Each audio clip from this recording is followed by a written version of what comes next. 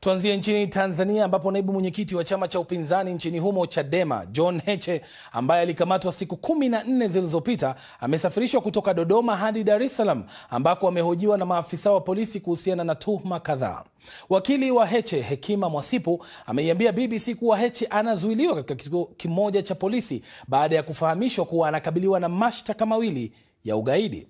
Hekima amesema tayari wamewasilisha kesi mahakamani ili Heche ambaye anaugua aachiliwe kwa dhamana. Muda mfupi uliopita nimezungumza na wakili Hekima.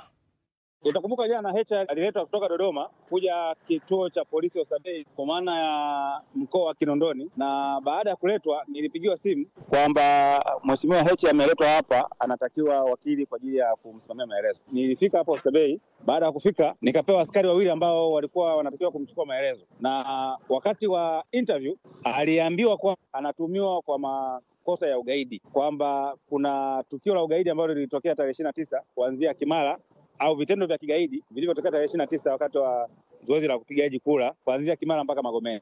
Kosa la pili ni ugaidi hivyo, lakini location tofauti, kwa maana ya Msewe pamoja na external. Kwa hiyo hizo ndio tuhuma zake. Sasa kisheria anaruhusiwa kuchukuliwa maelezo ya hizo tuhuma, kwa maana kuhojiwa sasa, au anaweza akatumia haki yake ya kisheria kukaa kimya na ataenda kutoa maelezo yake mahakamani. Heche alichukua uamuzi gani wa kukaa kimya? Baada ya zoezi kukamilika, akarudishwa mahabusu kituo cha polisi Mbulahati. Ni taarifa ambazo vile jana tulizipata, ilitakiwa leo afikishwe mahakamani kwa tuhuma hizo. Tumeweka kambi hapa Oysterbay mpaka mida hii naongea na wewe, niko Oysterbay. Hakuna dalili zozote za kumpeleka mahakamani, na hatujapata mawasiliano yoyote kwamba wamefikia hatua gani, kwamba maybe kesho atampeleka, lakini hatujapata majibu kwamba kesho atampeleka au hatampeleka. Naam, maafisa wa polisi ambao umeongea nao wanasema kwa nini hawajamfikisha mahakamani leo?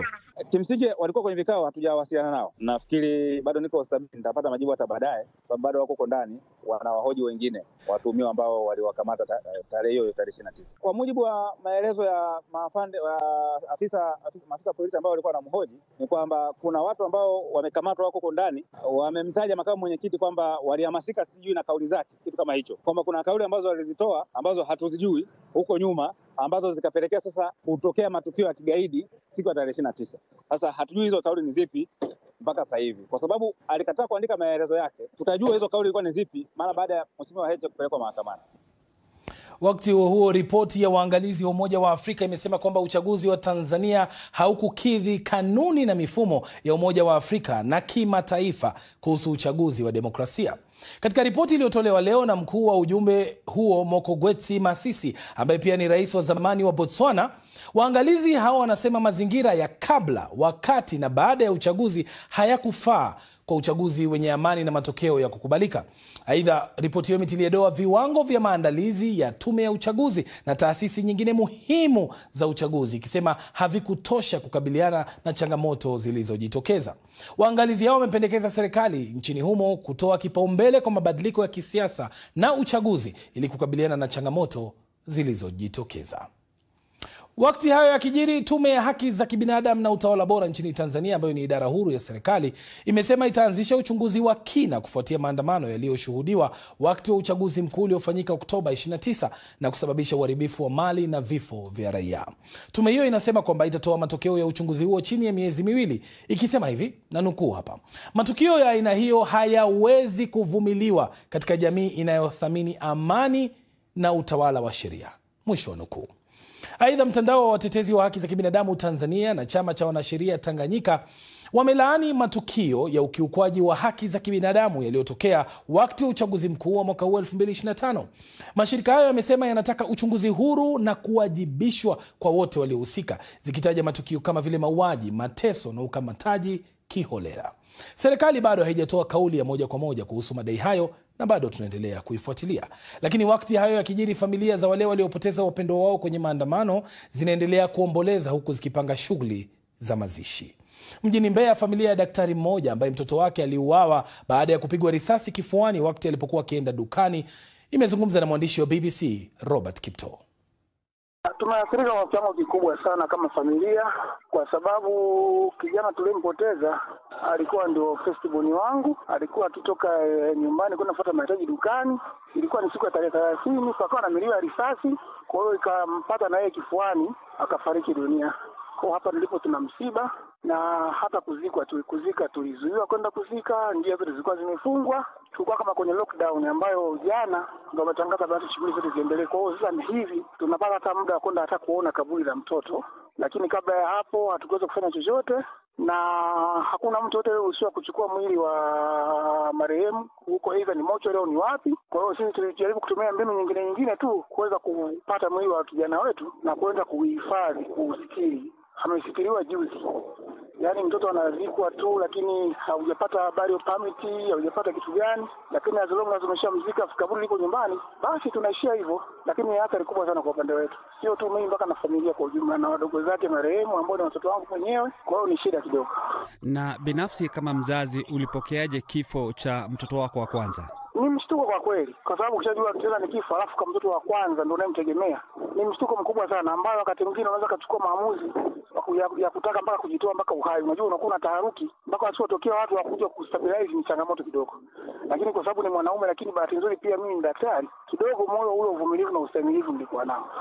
Je, ninyi mlitarajia kitu kama hichi kinaweza kutokea hasa kipindi hicho cha uchaguzi? Hapana, hatukutarajia, kwa sababu miaka yote hapo anakuwa na vurugu, lakini ni kidogo na mambo huwa yanaenda sawa sawa. Hakunaga mambo ya watu kutupiwa risasi, ni wachache huwa inaweza katokea, lakini most of the time uchaguzi huo unapita tu salama, pamoja na kwamba walio wengi huwa hawaafu wala wanaoendelea, lakini basi hana namna yote, huwa inaishia tu hivyo. Maadamu walote wameteuana kama kawaida, basi maisha mengine huwa yanaendelea. Mambo kama huwa hayapo. Ni mara ya kwanza kuna matukio makubwa ya kikatili kiasi hicho.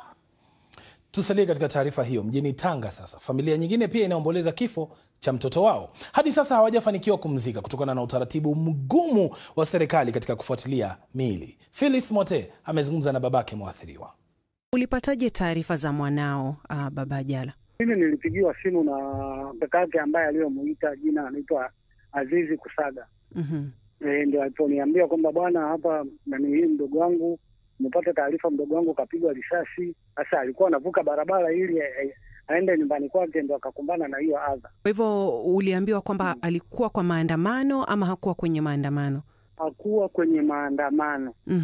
Na kufikia sasa labda umepata habari zozote za mwili wa mwanao? Umeambiwa uko wapi? Niliambiwa kwamba mwili wa mwanangu uko njia 4 pale. Na umechukua hatua gani labda kufuatilia ili kuweza kumstiri? Siku ya kwanza kulikuwa kuna ile siku ambayo amepata hii alipofariki, kesho yake ni kwamba kulikuwa hakuna nafasi ya kuhakiki kwamba mwili wangu uko wapi, ila wale walienda tu na askari pale wakamwambia huyo ndugu yake kwamba bwana, baada ya kufa akamwambia mwili utaukuta na upande huko. Ameenda yeye mwenyewe, amejaribu kufika hapo kutafuta ama kuhakikisha kwamba kakake kweli amefariki? Amefariki wakati akiwa yuko mikononi, kwa sababu ile ilikuwa iko hivi, baada ya kupigwa risasi kweli alikuwa yuko hai.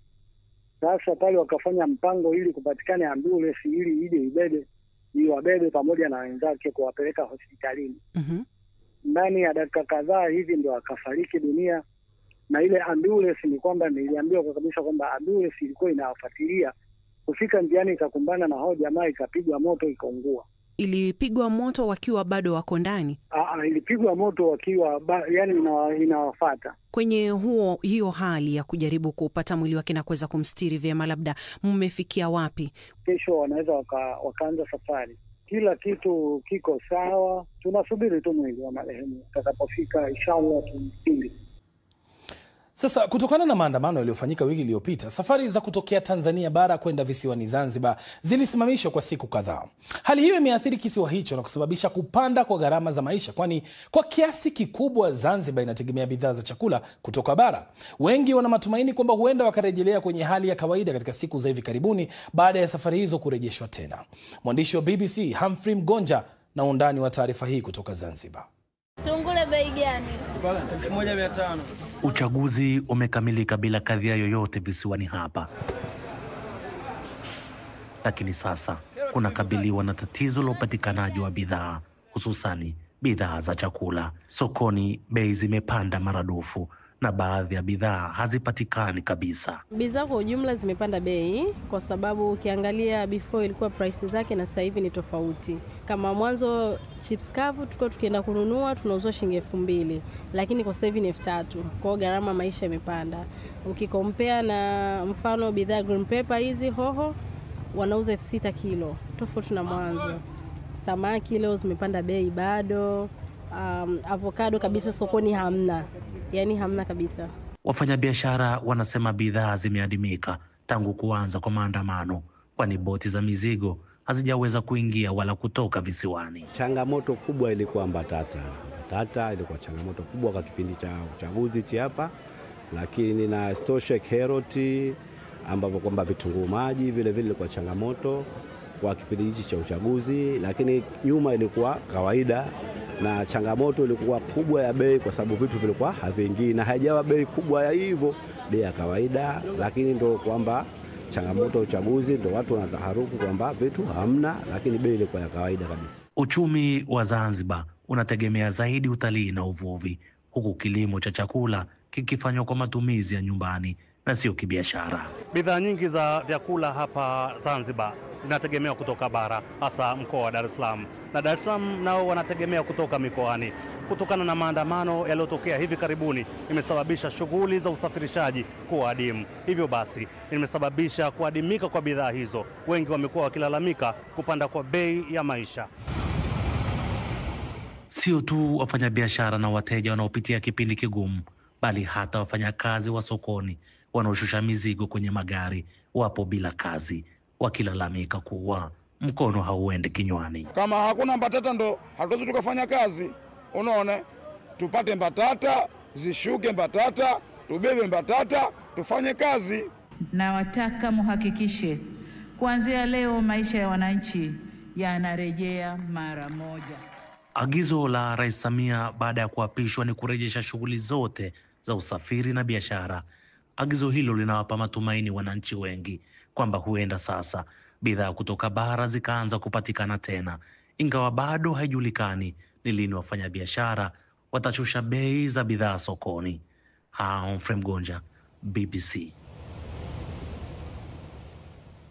Ripoti hiyo kutoka visiwani Zanzibar ndio inayotukamilishia taarifa yetu kuu usiku huu.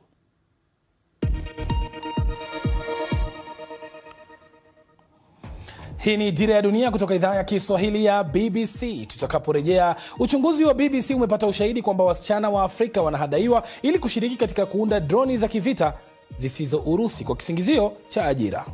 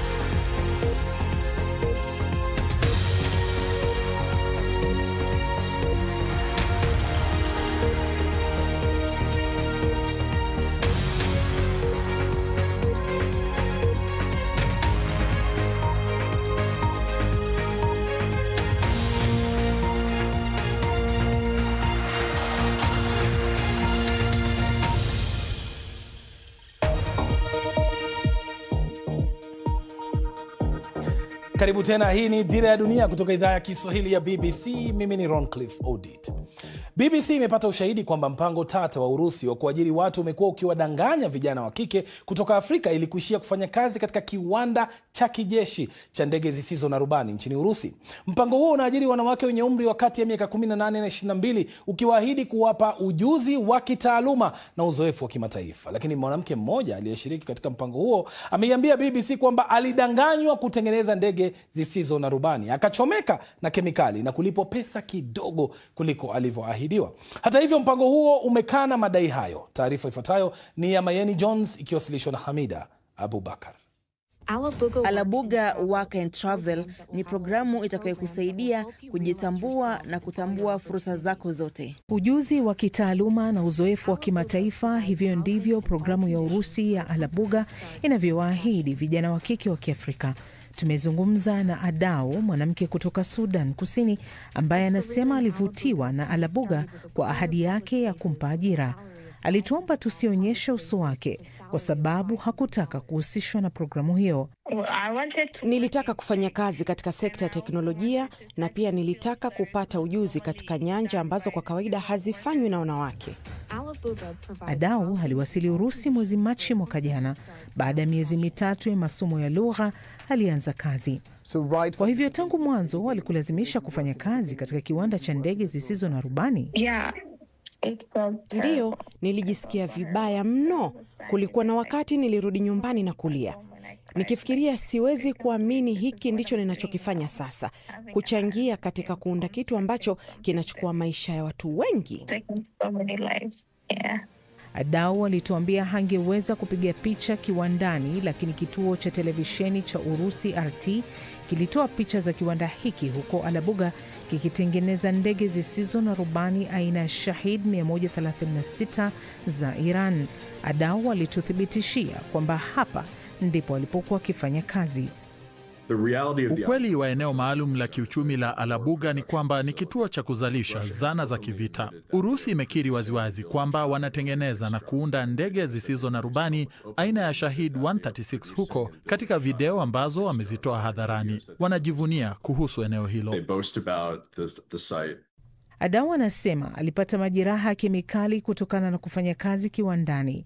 Alitutumia picha hii ya mfanyikazi mwenzake ambaye anasema alikuwa na majeraha sawa na yake, na kulikuwa na hatari zingine. Mapema mwaka 2024 ndege isiyo na rubani ya Ukraine ilipiga Alabuga kama inavyoonyeshwa kwenye video hii ambayo tumeithibitisha. Ilikuwa shambulio la mbali zaidi la ndege isiyo na rubani la Ukraine katika eneo la Urusi wakati huo. Ninapotembea naona watu wakinyosha vidole angani. Nikiangalia juu naona ndege isiyo na rubani ikija kushambulia. Aliwasilisha notisi yake ya kuacha kazi mara moja na kuambia jamaa zake wamtumie tiketi ya rudi nyumbani.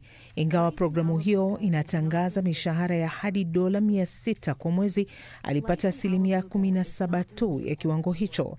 Tulifungua akaunti bandia ili kuona jinsi ilivyokuwa rahisi kuomba kusajiliwa katika programu hiyo. Ndani ya saa moja baada ya kujiandikisha, tulipata barua pepe ikituomba maelezo zaidi. Tuliwasilisha madai ya Adau kwenye tovuti ya programu hiyo. Walikana kutumia udanganyifu kwa ajili ya wafanyikazi na kuongezea kuwa wanatoa vifaa vyote muhimu vya kinga na kwamba mishahara ililingana na utendakazi wa mfanyikazi binafsi. Hawakukataa kwamba waajiriwa huunda ndege zisizo na rubani kwenye eneo hilo, na wakasema kuwa eneo maalum la kiuchumi la Alabuga linapanuka. Katika mitandao yake ya kijamii, wasimamizi wanakubali kuwa wamepokea maombi mengi ya kazi,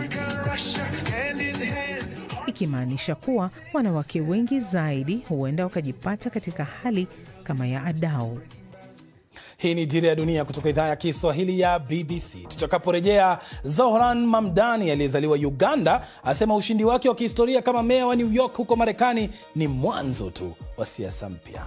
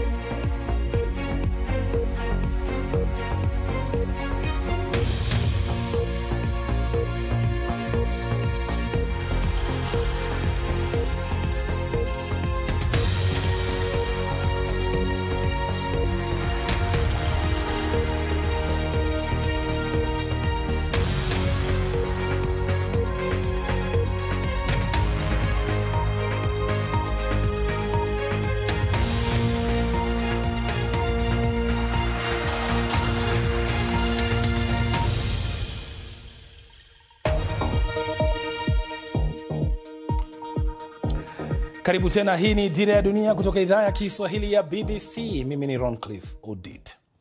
Mwanasiasa wa chama cha Democrat Zohran Mamdani aliyezaliwa nchini Uganda atakuwa meya mpya wa jiji la New York katika ushindi mkubwa wa 4 kwa chama cha upinzani cha Democrat katika uchaguzi wa Marekani wa Jumanne, uchaguzi wa kwanza mkubwa wa kipindi cha pili cha Donald Trump madarakani. Donald Trump ameonyesha kutoridhishwa na hilo.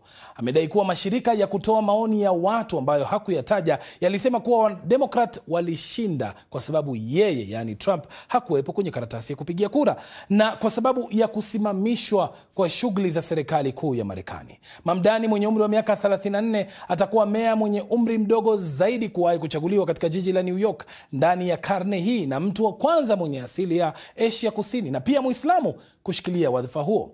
Hii inafuatia kampeni iliyojengwa kwa misingi ya kuboresha uwezo wa kifedha wa wakazi wa kawaida wa New York.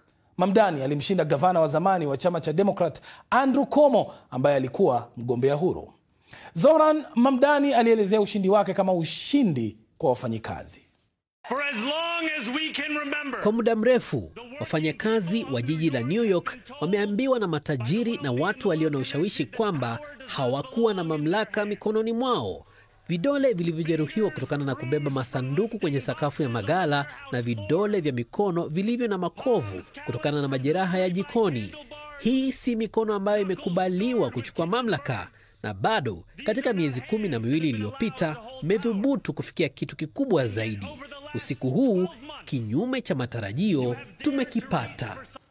Sasa raia wa Uganda wanasherehekea ushindi huu wa Zohran Mamdani, mzaliwa wa taifa hilo, kama meya mpya wa New York. Kabla ya kujitosa kwenye siasa nchini Marekani, Zohran alishiriki kwa muda fulani katika sekta ya muziki, akijulikana kama Mr. Cardamom, na alishirikiana na wasanii kadhaa nchini Uganda. Mwanahabari wetu Swaibu Ibrahim anaripoti kutoka Kampala.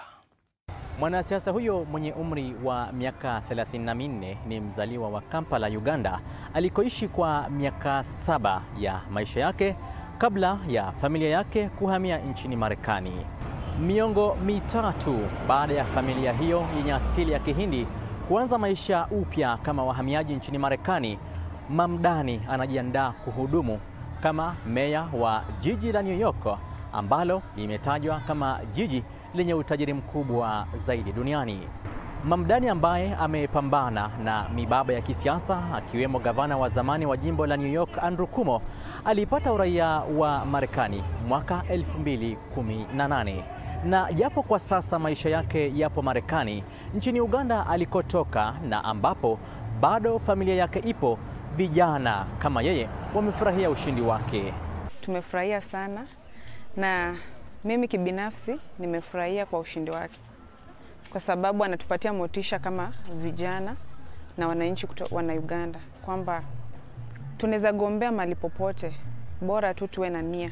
Nimefurahia sana kuona tuko na mmoja wetu ambaye ameshinda meya katika nchi ya New York. Na mimi kama mwana Uganda nimefurahi kwa sababu hapa nchini Uganda tuko na watu wenye wanatoka nchi mbalimbali ambao wanafanya katika serikali yetu. Na sasa tukisikia tuko na mmoja wetu mwenye anatoka Uganda na ameshinda huko nchi ya nje, tunafurahi sana. Wameutaja ushindi wake kama jambo la kujivunia, hasa kutoka kwa msisimuko na mtoto wa nyumbani. Baba yake Zohran, Profesa Mahmoud Mamdani, ni mwanazuoni na msomi wa muda mrefu nchini Uganda. Profesa Okello Ogwang, ambaye ni rafiki wa familia ya Mamdani, anatoa maoni yake. Feel great. Personally, I feel great. Najihisi faraja sana. Huyu ni mtoto wa rafiki yangu na ni kijana wetu wa hapa nyumbani. Inatupa matumaini makubwa kwamba vijana tunaowalea wanafanikiwa. Wanatupa matumaini katika hii dunia. Mara nyingi huwa hatuwazingatii ama hata kuwapa mwongozo. Kwa hivyo kama bara hili la Afrika na nchi yetu ya Uganda inatupaswa kuwazingatia vijana, kwani wao ndio rasilimali kuu tulionayo katika siku za baadaye. Kabla ya kuingia katika siasa, kwa muda mfupi Zohran alikuwa katika tasnia ya muziki. Calvin Kalule, promota wa muziki, anakumbuka kufanya kazi na meya mpya wa jiji la New York. Mwanasiasa wa chama cha Democratic ambaye pia hujitambulisha kama mwanasosialisti ameandika historia kama meya wa kwanza wa jiji la New York ambaye amezaliwa barani Afrika na hapa nchini Uganda anakozaliwa.